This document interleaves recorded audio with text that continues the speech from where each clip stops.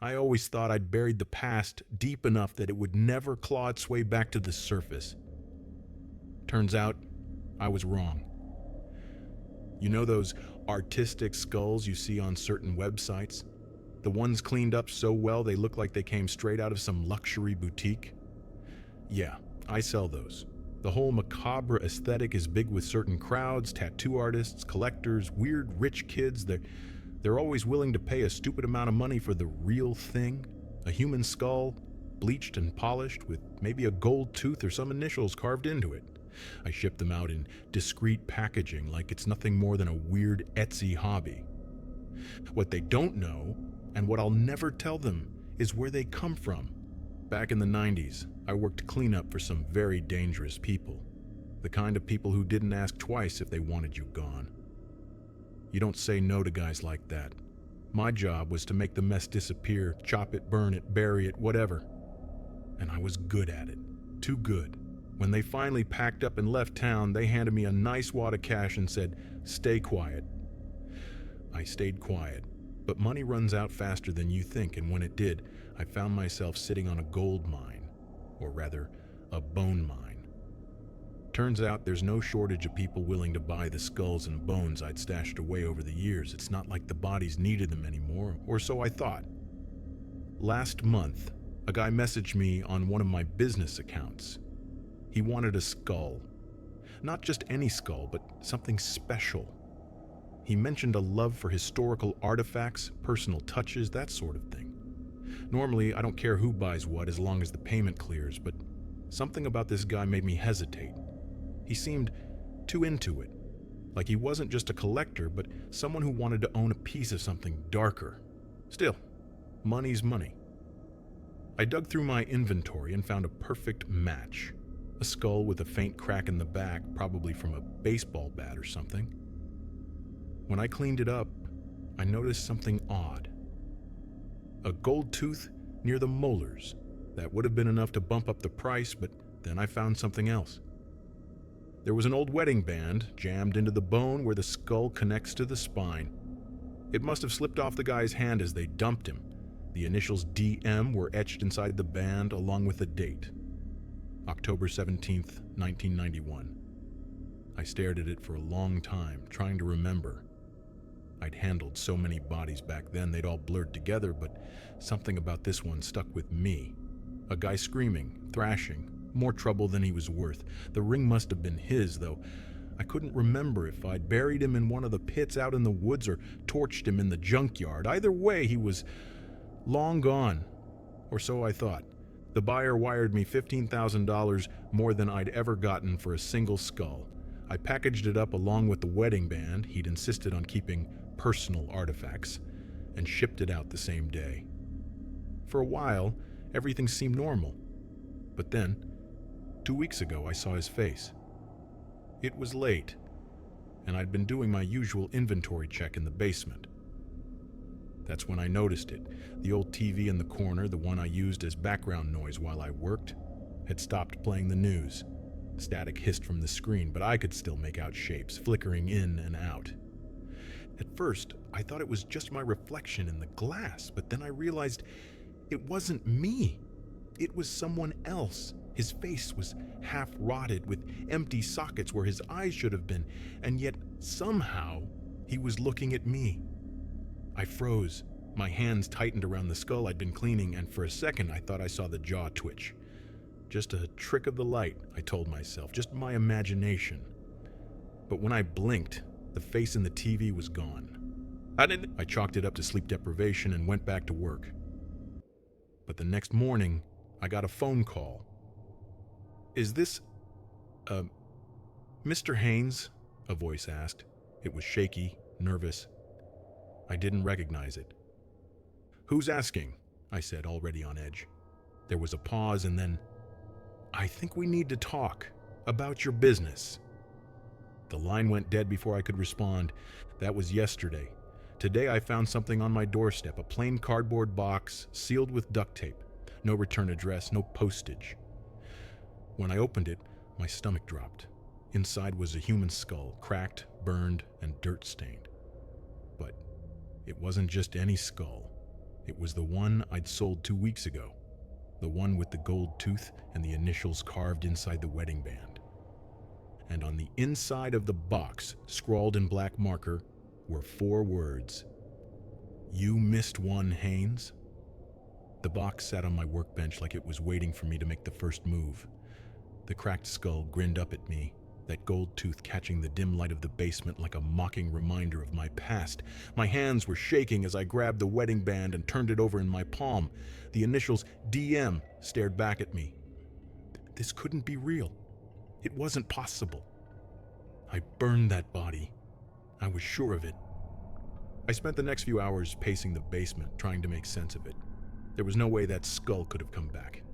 I'd shipped it to some rich creep in Oregon, hundreds of miles away. I checked my emails, hoping the guy had decided to send it back for a refund, but there was nothing. No messages, no shipping receipts, no sign he'd ever existed.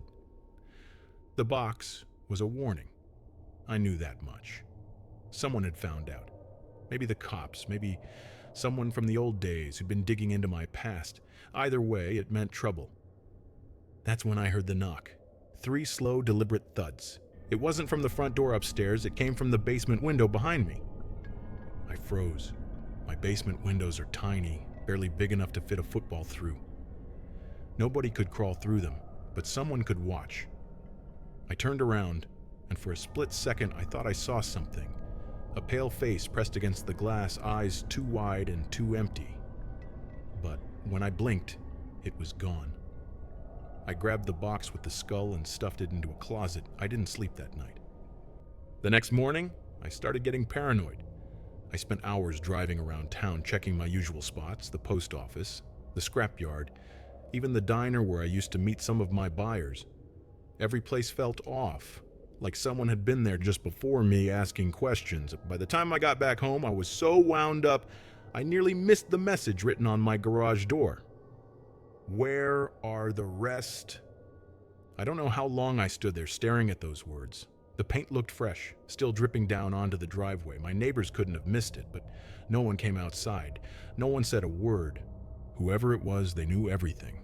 That night, I sat in the dark with my handgun on the table, waiting for another knock or another box. But instead of another message, I got a phone call, and the number was blocked. When I picked up, I didn't say anything. I just waited. A man's voice came through, low and gravelly, but familiar in a way that made my stomach twist. "You remember me now, don't you, Haynes?" I didn't answer. "You left me in that pit," he said. "I was still breathing, you son of a bitch." My hand tightened around the phone. It couldn't be him. I'd heard him scream. I'd watched the dirt pile up over his face. "You don't sound too happy to hear from me," he said. "Don't worry. I'm not the only one you should be worried about." The line went dead. I don't know how long I sat there staring at the phone. My mind was racing, trying to figure out what he meant. Was he bluffing? Was this some sick joke? That's when I remembered something about that job, something I tried to forget for years. Back in '91, the night I buried DM, there hadn't been just one body. There'd been 2. The second guy was a lot quieter than DM. He didn't scream, didn't struggle. He just sat there in the trunk of the car, staring at me with these wide, empty eyes. I remember thinking there was something wrong with him, something off. He didn't even flinch when I dragged him out and shoved him into the pit next to DM. And when the boss told me to take care of it, he didn't say much, just that the second guy was a loose end. But now, sitting in my dark basement with the phone still clutched in my hand, I realized something. The boss never told me what the guy had done. He never even told me his name. And now someone, maybe him, maybe DM, maybe both, was coming after me. The next few days were hell. The messages kept coming. Notes slipped under my door. Emails from random, untraceable accounts. They were always the same. Where are the rest? And the worst part? Every time I got a message, I found another skull. They weren't in my inventory. They weren't in any of the pits or scrap yards or burn sites I'd used back in the day. They were in my house. The first one was in my freezer, sitting on top of the ice trays. The second one was under my bed. The third one was in my damn car, rolling around in the back seat like it had been waiting for me to notice. Each skull was cracked, burned, or broken in some way, and each one had something personal tucked inside: a ring, a necklace, a watch. The kinds of things I thought I'd gotten rid of years ago. It was like the dead were coming home piece by piece to remind me what I'd done. Yesterday, I decided to go back to where it all started. And there's a clearing in the woods about 10 miles outside of town. It's where I buried most of the bodies back in the 90s. I figured if someone was digging them up, I'd find tracks, disturbed soil, something to explain what the hell was happening. But when I got there, the clearing looked untouched. No fresh dirt, no footprints, just the same overgrown grass and broken branches I remembered from 30 years ago. I was about to head back to my car when I saw it. A man standing at the edge of the clearing, half hidden in the shadows. His clothes were filthy, hanging off him like rags, and his face... God, his face. It was him. DM, and he was smiling at me. For a long moment, neither of us moved. DM stood at the edge of the clearing, his grin too wide, too wrong. It wasn't a human expression. It was something else entirely, like he knew something I didn't. His eyes gleamed in the moonlight, empty and glassy, like he wasn't fully alive. DM? I croaked, my voice barely above a whisper. He tilted his head, the movement stiff, unnatural. His lips parted, but the words that came out didn't match his mouth. Where are the rest? I stumbled back, my legs barely holding me up. My mind was racing, but I couldn't think, couldn't process. I burned him, I buried him. There was no way he could still be here. You shouldn't have touched us, he said, his voice splitting, overlapping like two people were speaking at once. You shouldn't have taken what wasn't yours. I turned and ran. The woods seemed darker than before, the trees closing in around me as I sprinted toward my car. My lungs burned, my legs screamed, but I didn't stop.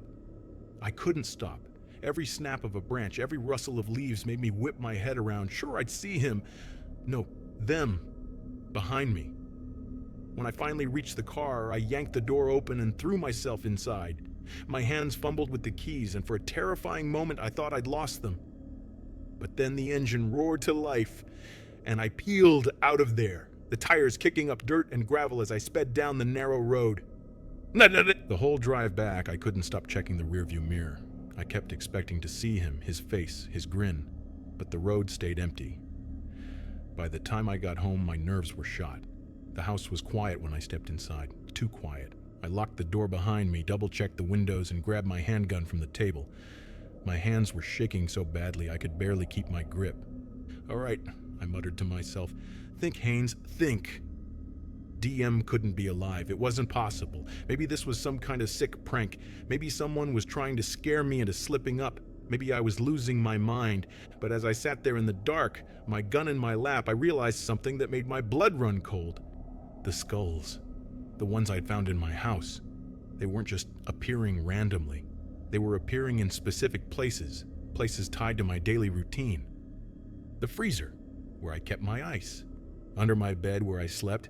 In my car where I ran my errands. And now, I realized with a sickening jolt, there was one place I hadn't checked. The basement? I didn't want to go down there, but I knew I didn't have a choice. The stairs creaked under my weight as I descended, each step slower than the last. The air grew colder the farther down I went, the faint smell of bleach and rot wafting up to greet me. The light bulb flickered when I pulled the chain, casting long, shifting shadows across the room. For a moment, everything looked normal. My workbench, my tools, the old TV in the corner. But then I saw it. The closet door was open. I could have sworn I'd locked it. Heart pounding, I approached the door, my gun raised.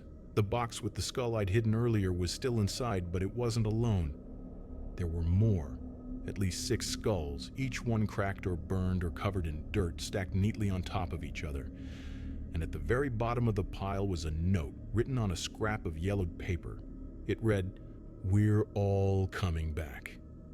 The sound of footsteps made me whip around, my gun aimed at the staircase, but no one was there. "Who's there?" I shouted, my voice echoing off the cement walls. No response, just the faint hum of the TV in the corner. Except, I hadn't turned it on. The screen flickered to life, showing nothing but static. For a moment, I thought it was just interference, but then shapes began to form. Faces, dozens of them, all staring back at me. Their mouths moved in unison, forming a single word. Haynes! I stumbled back, my gun slipping from my grasp and clattering to the floor.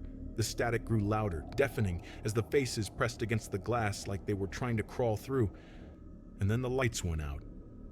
I was plunged into darkness, the only light coming from the faint glow of the TV. The air grew colder, and I could hear them now, whispers, low and guttural, filling the room. "Where are the rest?" The voices came from everywhere, all around me, and I realized with a sinking feeling that they weren't just coming from the TV. They were coming from the skulls. I backed away, my hands scrambling along the wall for the light switch. The whispers grew louder, more insistent, until they became screams, and then suddenly everything stopped. The TV went dark, the whispers fell silent. For a moment, all I could hear was my own ragged breathing. But when the light bulb flickered back to life, I wasn't alone. DM stood in the center of the room, his rotted face grinning at me. Behind him were the others, the men I'd buried, burned and broken over the years. Their hollow eyes stared at me, their mouths twisted into unnatural shapes. "You took what was ours," DM said, his voice a low growl. "And now, we're taking it back." I don't remember much after that, just pain, screaming, and the sound of my own voice begging for mercy as they closed in. When I woke up, I was lying in the middle of the clearing, dirt caked under my fingernails. The sky was gray, the air heavy with the scent of rain. I tried to move, but I couldn't. My arms and legs were bound, and when I looked down, I saw the edge of a shovel sticking out of the ground. They'd buried me, and somewhere just beneath the soil I could feel them waiting. If you're reading this, stay away from me. Stay away from my house, my business, everything. Because they're coming for me. And I think they'll come for you next.